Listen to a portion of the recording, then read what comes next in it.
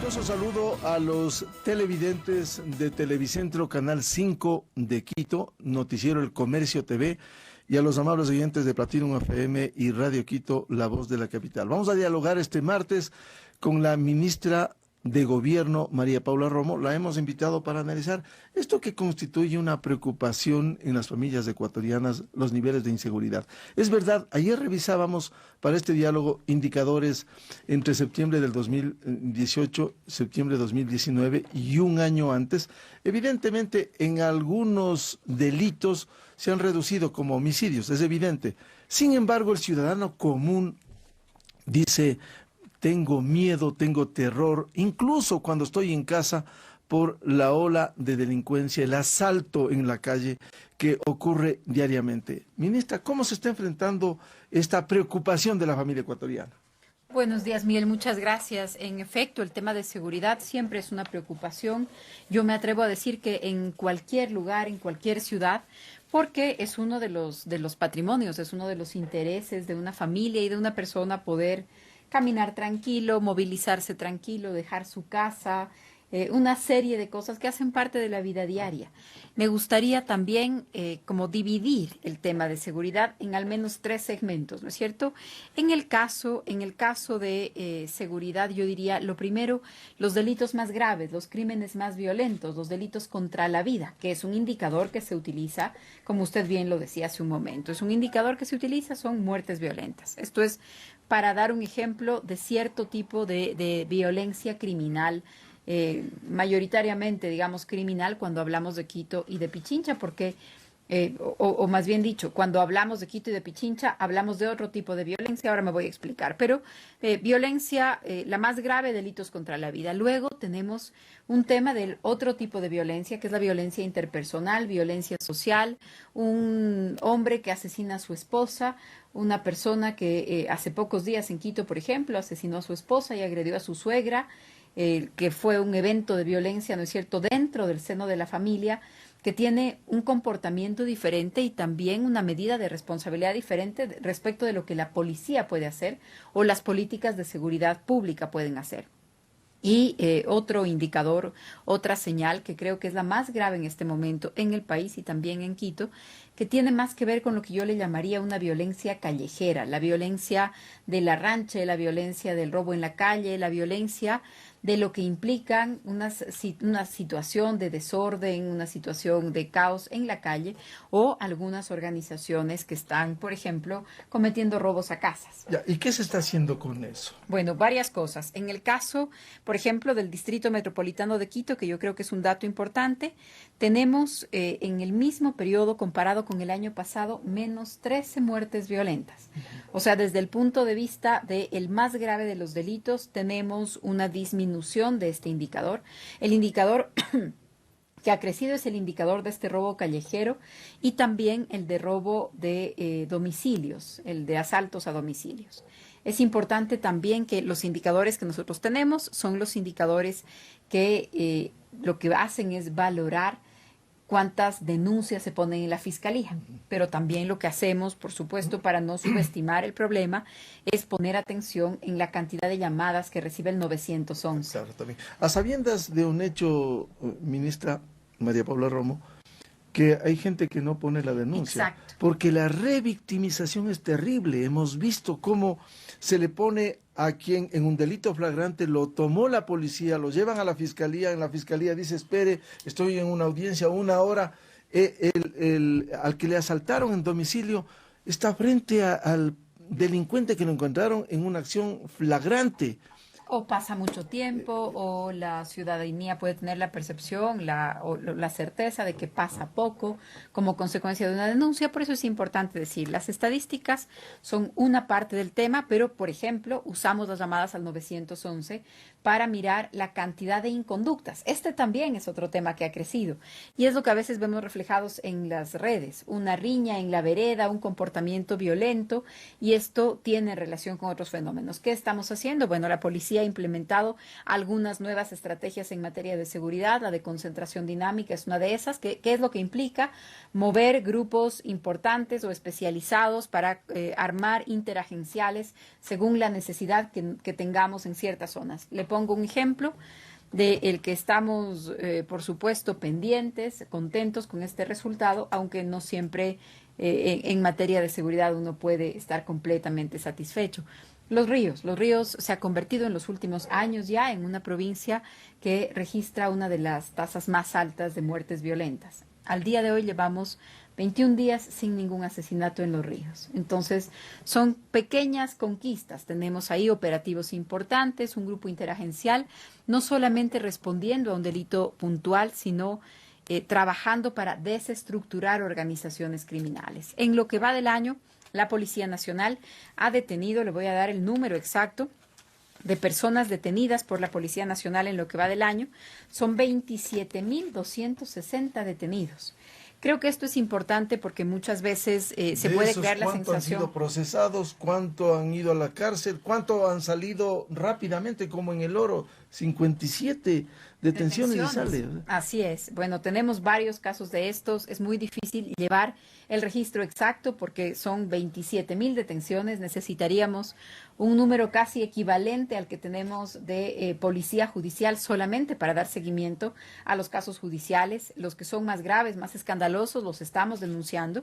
Pero en esta medida se han recuperado 1.900 autos robados en lo que va del año, se han recuperado 2.100 motos robadas en lo que va del año, se han aprehendido para investigaciones o como parte de los operativos 2.900 vehículos, 3.400 armas de fuego sacadas de las calles, 600.000 municiones.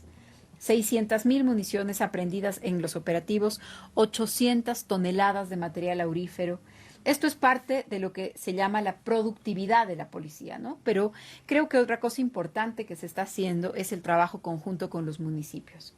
Porque muchos de estos temas, sobre todo los de violencia callejera, los de la violencia del robo en el transporte público, por ejemplo, es una responsabilidad que bien podemos compartir con otros sectores y que creo que le va a hacer bien al resultado final. Tener calles ordenadas, ordenanzas que se cumplan, vigilancia dentro del transporte público con diferentes sistemas, con cámaras, con presencia de agentes municipales. Creo que este tipo de cosas también van a mejorar el día a día, el tema cotidiano de seguridad de los ciudadanos en Quito y en el país, y creo que hay un esfuerzo compartido. Ministra Romo, una de las inquietudes es, ¿qué se hace con estas estadísticas que son importantes? Una fotografía del momento para enfrentar a la delincuencia. Sin embargo, no hay en el país un consejo, un observatorio, una organización que puede interactuar con la Universidad Ecuatoriana. En Quito hubo un observatorio que dejó de existir. En Guayaquil también, me parece que en la ESPOL. Sí, pero ¿qué se hace? Porque ¿qué hacemos con estas estadísticas si no se procesa para establecer una política de Estado en materia de seguridad? De acuerdo, pero existe una política de Estado en materia de seguridad, existe una política en materia de seguridad integral. ¿Esto qué implica? Que hay un enfoque que tiene que ver, por ejemplo, con riesgos. El tema riesgos, miren ustedes las consecuencias que ha tenido el verano en muchísimos lugares del país, el tema de los incendios, lo que implica en términos de evacuaciones, de seguridad de las familias, esto es una parte. La defensa nacional, por supuesto, es otra parte del tema de seguridad, la seguridad ciudadana y la seguridad pública. Todas estas diferentes instancias tenemos cada una su propio plan y luego un plan articulado en el Plan Nacional de Seguridad Integral, que es un plan que está publicado al alcance de cualquier ciudadano y que lo conforman precisamente cada una de las planificaciones. En el caso del Ministerio de Gobierno, de la Policía Nacional, existe un Plan Nacional de Seguridad Ciudadana y Convivencia Pacífica 2019-2030. Es decir, planes hay, estrategias hay, las estrategias se ejecutan. Ahora hay que trabajar mucho en prevención. ¿Cómo Exacto. educar a la ciudadanía para que tenga unos mínimos de seguridad? Hay que trabajar mucho en prevención, no solamente para algunas conductas de seguridad, de autoseguridad. como por ejemplo empezar con los niños, ¿no es cierto? El tema de seguridad o de autocuidado frente a abuso sexual, que los niños sepan las situaciones a las que no pueden estar expuestos, que tienen que contarles a los adultos, que tienen que buscar ayuda. Ese puede ser solo como un pequeño ejemplo, pero prevención también implica un manejo distinto de los conflictos. No puede ser que un escenario deportivo, que una riña, que unos tragos terminen en un asesinato. Entonces, ahí está este doble enfoque que tenemos en el plan, seguridad ciudadana y convivencia pacífica, aunque la parte de la convivencia pacífica no es necesariamente responsabilidad de la policía. Luego, creo yo, es necesario que tengamos más conciencia sobre el trabajo de la policía, cómo hacemos para no desperdiciar los recursos de la policía en materia de seguridad. ¿A qué me refiero? La mitad de las llamadas al 911 son llamadas falsas. La mitad de las llamadas al 911 son falsas. Eso desde el punto de vista ya de preocupación por la comunidad. Por favor, cada vez que alguien hace una llamada falsa, lo que puede estar provocando que una verdadera emergencia de salud, de seguridad, no sea atendida. Ministra, ¿cómo se enfrenta las amenazas en la frontera norte frente a la seguridad externa? Las amenazas de la frontera norte nunca han dejado de estar ahí. Creo que esto es lo primero que hay que decir. Por supuesto que las declaraciones de un sector, esperamos que pequeño de las FARC, eso es lo que se presume, pero las declaraciones de un pequeño sector de las FARC nos obligan a valorar, a reforzar la seguridad en la frontera, pero nunca ha dejado de ser para nosotros un tema como Ecuador y como organismos, como entes de seguridad. ¿Qué es lo que pasó luego de la desmovilización de las FARC, luego de la entrega de las armas de un sector grande de las FARC? Lo que sucedió es que también de él se desprendieron algunas organizaciones criminales. En Colombia les llaman las Bancrim, ¿no? Que efectivamente son bandas criminales que pierden este sentido de mando único, de un discurso de alguna manera ideologizado que interlocutaba con el Estado y se dedican exclusivamente a hacer actividades criminales, actividades violentas, actividades fuera de la ley. Un gran ejemplo de este tema es el Frente Oliver Sinesterra, que precisamente opera en la frontera entre el Ecuador y Colombia. Entonces, esto para poner un ejemplo de que nunca ha dejado de ser un tema, nunca ha dejado de ser una realidad, pero los nuevos anuncios, por supuesto, nos obligan a redoblar el trabajo, las tareas de inteligencia, el compartir información con el otro lado de la frontera. Y en el caso del Ecuador y en el caso de la Policía Nacional, algunas actividades puntuales. Por ejemplo, en el tema de inteligencia, prevenir que la organización o las organizaciones criminales se instalen en el país o tengan su correspondencia. Desarmar a las bandas. Desarmar a las bandas, evitar que se aprovisionen aquí. Hace 2 semanas más o menos se detuvo 2 camionetas que llevaban 4.500 municiones que según la investigación de la policía iban a ser vendidas en San Lorenzo a grupos armados en el norte. Estos son ejemplos de lo que el trabajo de la policía tendrá que reforzar en estos meses. Ministra, por lo que usted señaló hace algunos minutos que se ha reducido el nivel de delincuencia de homicidios en la provincia de Los Ríos, hay un hecho, fue publicado en un diario de la ciudad de Guayaquil hace 2 semanas, que la CNAIN había utilizado $7 millones para seguir a un ex asambleísta como fue Galo Lara, y que finalmente terminó sentenciado. ¿Cómo entender esto? Ayer circulaba en las redes sociales, hay que creer, un 10% del 90% creemos.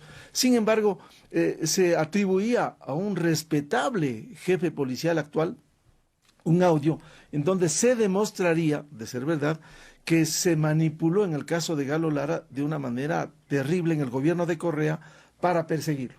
Sí, en un momento, esta misma mañana me voy a reunir junto con el comandante general, con el oficial al que se refiere este audio. Usted bien lo ha dicho y lo comentábamos brevemente fuera de micrófono. El tema de los anónimos y las filtraciones en redes hay que tomarlo con pinzas, hay que ser muy cuidadoso. Es fácil manipular o descontextualizar una información o una declaración. Entonces, en un momento me voy a reunir yo tanto con el general que está mencionado en estas grabaciones, como con el comandante general. Que es un respetable general, Sí, ¿no? sí, así es una persona con una trayectoria de gran respeto en la Policía Nacional. y precisamente me voy a reunir con ellos para que me comenten en qué contexto, de qué se trata, si el audio es real, a qué tema se estaba ¿Y refiriendo. los 7 millones de la SENAIN para perseguirle? Uy, el tema Sí, de sí. el tema de los gastos y de las actividades que hizo la SENAIN me parece que todavía es algo en lo que nos falta mucho por dilucidar. Por la lógica con la que se manejan ciertos temas de seguridad nacional, por cierto, la SENAIN no depende Claro, del así Ministerio es. de Gobierno, es un ente aparte, pero por esa lógica, incluso los temas financieros y los temas de gasto se destruyen. El registro que Claro. queda es muy poco Claro. y la regla es, Claro. se llevan los Así es. reportes a la Contraloría y estos se queman, me Claro. parece. Ministro, ¿y qué hacer con los jueces y juezas que ayudan a la delincuencia? Bueno, es otro tema que hay que enfrentar en la cadena de responsabilidades o en la cadena de tareas para luchar contra el delito. Nosotros, lo digo como Ministerio de Gobierno, pero también como Policía Nacional, cuando están los casos más graves, más escandalosos, hemos puesto quejas al Consejo de la Judicatura para que en el marco de sus competencias se pueda revisar la actuación de los jueces.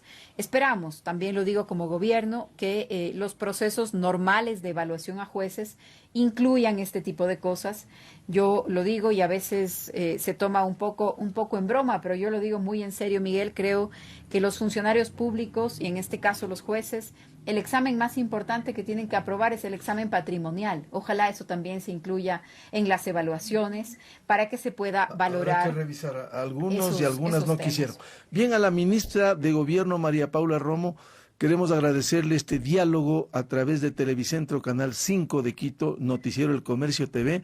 En las radios continuamos en Platinum FM y Radio Quito, temas de interés con la seguridad en el país. Bendiciones.